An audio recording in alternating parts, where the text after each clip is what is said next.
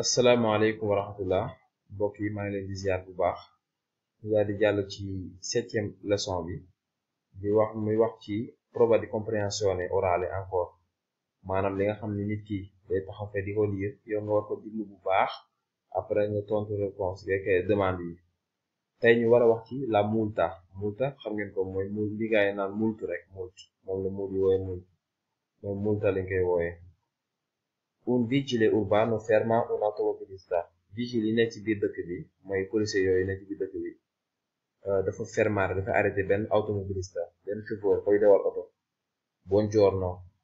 mi faccia vedere la sua patente mu ne daal nuyu kooku daal di wax buongiorno mi faccia vedere nañ ma wax ndax man nga maa woon sa patente et il libretto di circolazione ak libretto carte grise bi de l'auto bu oto bi per cortesia maanaam per favore gentiment la ko laaj. Certo ki doon dawal ne ko certo waaw kay eccoli qui ñi ngi nii per quale motivo mi ha fermato lu tax nga arrêté ma nag stava andando troppo veloce mu ne li nga doon daw dafa bari policier bi mooy wax mu ne li nga doon daw dafa bari lool dafa veloce ndaw ki mu arrêté ne ko non assolutamente maanaam déedéet amu man daw mu lu bari de non facevo più di 60 daw mu lu ëpp 60 waaj daal di wax signora kon ki muy waxal jigéen la signora soxna si le ricordo che in città c'è il limite dei 50 km all'ora mu ne dama lay wax ni dama lay fàttali ni ci biir dëkk bi 50 km à l'heure lañ ci daw maanaam boo nekkee ci biir agglomération ci dëkk waroo faa daw lu ëpp 50 km à l'heure te ndaw si moom mi ngi daw 60 pour moom mi ngi ci yoon te fekk wàcc na yoon bu yàgg. Hai ragione ndaw si nee na ko wax na dëgg ma in fondo ho superato il limite solo di poco waaye nag boo seetloo li ma ko dépassé bariwul tuuti rek la prego baal ma rek maa ngi lay ñaan non mi faccia la multa bu mu bindal ab multa mi spiace vraiment maa ngi jéglu baax waaye nag signora ma è inévitable mënta ñàkk daal inévitable mooy loo xam ne mënta ñàkk waaw multa bi daal mënuma ko ñàkk def et di quanto è la multa kon multa bi ñaata la war a doon sono 80 euro mu ne 80 euro la war a doon le lascio il bollettino postale con cui può pagare la multa imposta mu ne maa ngi lay bàyyi bollettino postale bi nga xam ni boo demee ci poste ba ma nga fa faye multa bi quanto tempo per pagarla ñaata temps laa am pour fay ko maanaam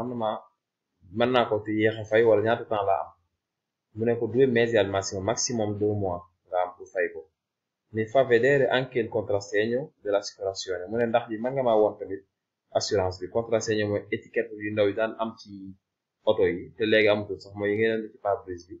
per favore ndax mën nga ma ko woon per favore certo waaw eccolo qui mi ngi nii signora waa ji ne ko signora soxna si le devo comunicare che l'assicurazione è scaduta dama la war a xamal ni sa assurance dafa jeex dafa scaduta che sbadata le ho dato il contrassegno dell'anno passato mu ne man de maa ngi nii rek sama bopp baaxul assurance su daaw bi laa la jox kat ecco qui quello di questo anno mu ne bu bees baa ngi nii bu ren ji mi ngi nii dama jaawale molto bene waa ji ne ko waa baax na lool l'assicurazione è ancora in vigore assurance bi jeexagul mi ngi in vigore mooy mi ngi dox ba léegi arrivederci au revoir et rispetti il limite di velocità te na nga respecté limite de vitesse nag bul daw lu bari certo arrivederci mu ne ko certo waaw dinaa ko respecté au revoir moom neer bi loolu la wax léegi buñ ñëwee ci prova boobu ay demande am dafa ne nga individuare demande yi bu nekk vero nga def vero bu def falso nga def falso il vigile urbano ha arrestato un ladro mu ne vigile urbano bi ab ladro la arrêté maanaam ab sàcc ladro mooy sàcc è falso déedéet ab automobilista la arrêté pas ladro waaw nañu signalé fii la macchina superava il limite di velocità mu ne machine bi oto bi dafa dépassé woon limite de vitesse bi è vero kii dañuy xool fu mu correspondre dañuy def ko fa normalement ci bu dee ci feuille yu ñu leen di jox foofu day am ay carré yoo xam ni dañ ci am ay case yoo xam ne nga mën a cocher mais fii daa xaw a difficile ci li ma yor in città il limite di velocità è di 60 km all'ora mu ne ci biir dëkk bi limite de vitesse 60 km à l'heure la è falso limite de vitesse ci biir dëkk bi 50 la du 60 kon boobu tamit falso la La multa può essere pagata solo in banca mu ne multa bi banque rek ko mën a fay déedéet poste la wax kon fii ma def falso encore.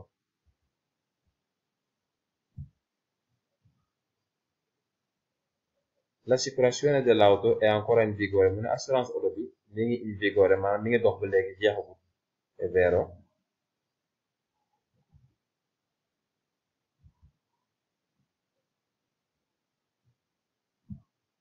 waaw kon mbokk yi loolu la woon xam naa ñu yemale ko ci beneen yoon di espérer ni bu ngeen demee def examen da ngeen tombé ci yi nga xam ne ñoom laa expliqué bu ko defee mu gën a simple ci yéen jërë ngeen jëf